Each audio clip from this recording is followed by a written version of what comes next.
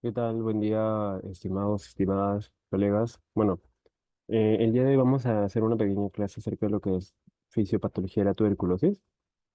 Netamente nos vamos a centrar en lo que es la parte de la fisiopato. Y bueno, hablar de la fisiopatología de la tuberculosis también involucra hablar acerca de cómo nuestro cuerpo intenta defenderse de esta infección. Al fin y al cabo, quien participa en este sentido va a ser nuestro sistema inmunitario, ¿no? Que recordemos es clasificable en sistema inmune innato y sistema inmune adaptativo. Dentro de la fisiopatología en sí, las primeras 3 semanas de infección van a involucrar netamente a lo que es el sistema inmune innato y posterior a ello vamos a tener la participación del sistema inmune adaptativo, que como tal es el responsable de que se formen estas estructuras bastante famosas bueno, bastante resaltantes dentro de la tuberculosis, que son los granulomas. Que en sí, todo el proceso de formación del granuloma es un proceso un poco más complejo. Así que bueno, para lo que es esta pequeña clase vamos a centrarnos netamente en lo que es las primeras 3 semanas de infección donde participa solamente nuestro sistema inmunitario innato. ¿Ok? Entonces, vamos con ello. Y bueno, entonces, respecto a esta parte de la fisiopatología de la enfermedad tuberculosa, lo primero que hay que comprender es que hay un requisito fundamental para que al fin y al cabo se pueda llevar la infección por tuberculosis. Y ese requisito fundamental, y según mi perspectiva, el requisito más importante para que al fin y al cabo se pueda llevar la infección, es que la bacteria Mycobacterium tuberculosis llegue a nivel alveolar. ¿Ok? Y para que eso suceda, la bacteria ingresa a la vía respiratoria en forma de microgotas, ¿ok? Llega en forma de microgotas que deben ser de un tamaño específico, en este caso de entre 1 a 5 micrómetros, porque van a ver que de otra forma, sobre todo las microgotas que sean muy grandes, por ejemplo, las que sean de un tamaño mayor a los 10 micrómetros, estas inevitablemente van a quedar atrapadas en lo que son las vías respiratorias, las mucosas de las vías respiratorias, de manera que no van a poder llegar al punto final, en este caso, que serían los alveolos. Y aquí es donde podríamos hacernos algunas preguntas como, ¿por qué es tan importante que la bacteria deba llegar sí o sí a nivel alveolar? Eso es básicamente porque el primer objetivo de la tuberculosis es infectar al conocido macrófago alveolar, ¿ok? Que en sí es un macrófago residente de manera predominante en la zona alveolar. También lo vamos a poder encontrar en zona parenquimal, pero también en zona alveolar. Y esto va a ser de suma importancia porque el contacto bacteria-macrófago va a generar que el macrófago interiorice la bacteria con el objetivo de destruirla mediante lo que es la fagocitosis, como lo haría de hecho con cualquier otro patógeno.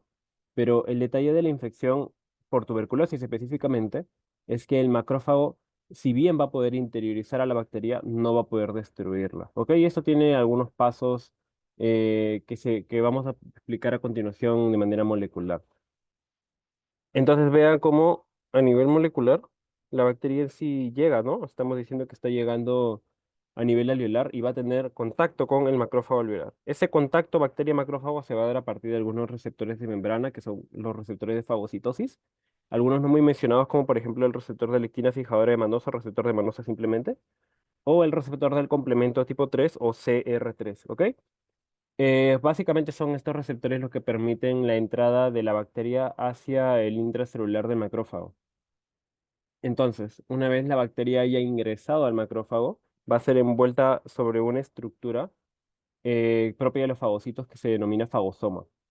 En sí, el objetivo de los fagocitos en general, al fagocitar una bacteria, es envolver a cualquier tipo de patógeno en un fagosoma y posteriormente unir a este fagosoma con otra estructura que nosotros denominamos lisosoma. De manera que la unión de estas dos estructuras me lleva a formar un complejo que denominamos fago-lisosoma, donde los elementos propios del lisosoma, principalmente especies reactivas de oxígeno, o también denominados ROS, óxido nítrico y enzimas proteolíticas, tengan un contacto directo con la bacteria agrediéndola y por tanto generando su muerte por lisis. Eso es lo que normalmente debería pasar.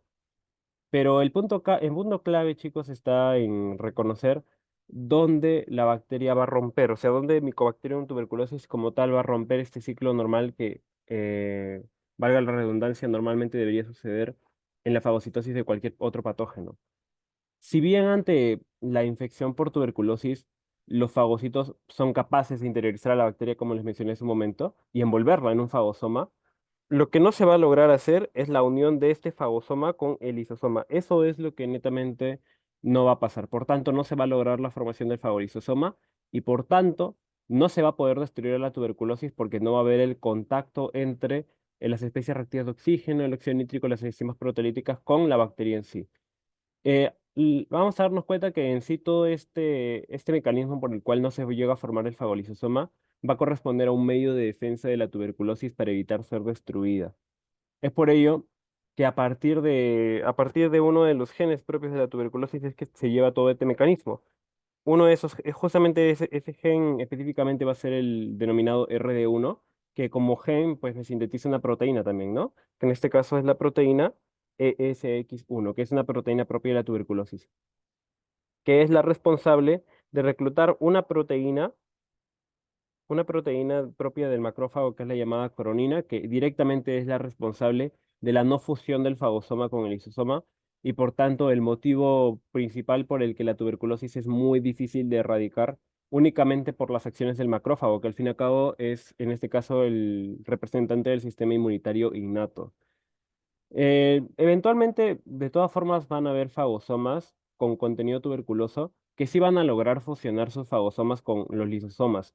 Y por tanto, sí va a ser posible que se lleguen a destruir algunas cepas de tuberculosis, pero solamente algunas. De manera que, dado que esta destrucción de pocas cepas de tuberculosis, como es tan pequeña, pues no va a resultar útil realmente para erradicar la infección en sí, o sea, no va a resultar útil para curarnos al fin y al cabo, pero sí, al menos para tomar partes de esta bacteria, de estas bacterias destruidas y que éstas posteriormente puedan ser utilizadas como un antígeno para activar al llamado sistema inmunitario adaptativo, ¿ok? Otro punto clave a resaltar es que como tal la bacteria tuberculosa, o sea, obvio que lo que quiere primero es no permitir la fusión del fagosoma con el lisosoma, pero la tuberculosis no va a querer quedarse de manera indeterminada en el fagosoma. Es por ello que también a partir de su proteína ESX1, esta bacteria le va a poder romper el fagosoma y así va a poder invadir también lo que es el citosol, ¿ok? El citosol del macrófago de manera que va a poder utilizar ya al macrófago como un medio nutritivo y prácticamente también lo va a poder utilizar como una vasija para poder reproducirse, ¿ok? Porque lo utiliza como medio nutritivo y a partir de esa nutrición se reproduce, ¿ok? Entonces, vean que hasta aquí la bacteria ya llegó a zona alveolar, se dejó fagocitar por un macrófago alveolar y evitó su destrucción. Ahora, lo siguiente para Mycobacterium tuberculosis es llegar al parénquima pulmonar. Y según la bibliografía, hay dos formas todavía en estudio por las cuales la bacteria va a poder llegar al nivel del parénquima pulmonar. Una de ellas es que, como habíamos mencionado anteriormente, ¿no? La bacteria llega a nivel alveolar y aquí es donde va a encontrarse con lo que es un macrófago alveolar, ¿no? Infecta al macrófago alveolar en medio, obviamente, evitando su destrucción, de manera que ya puede utilizar al macrófago alveolar como una especie de camuflaje, ¿no? Para evitar el censo de la bacteria por medio de lo que es el epitelio alveolar, que principalmente está formado por neumocitos tipo 1. De manera que la bacteria dentro del macrófago puede pasar de lo que es el espacio alveolar a lo que es el parénquima pulmonar, de manera que ya dentro del macrófago va a poder estar en la zona de parénquima. Esa es la primera forma. La segunda forma como tal es que la bacteria llegue a nivel alveolar y en lugar de infectar allí a un macrófago, pues directamente genere un tipo de lesión sobre lo que es el epitelio alveolar formado por neumocitos tipo 1. Y esta lesión del epitelio alveolar, como al fin y al cabo es la pared principal que divide tanto lo que es el parénquima como el espacio alveolar, pues va a permitir que la bacteria pueda pasar del espacio alveolar a la zona de parénquima. Y en esta zona, ya la bacteria estando en esta zona de parénquima, es aquí donde ya infecta al macrófago, de manera que se vuelve a producir todo lo que habíamos mencionado, ¿no?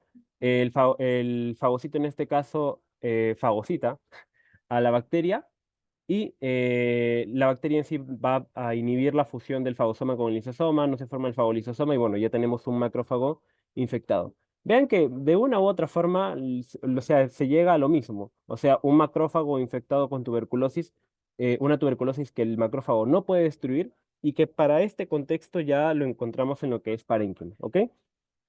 Vean que prácticamente hasta aquí la partida la va a tener ganada la tuberculosis porque está llegado a nivel del parénquima y no puede ser eliminado.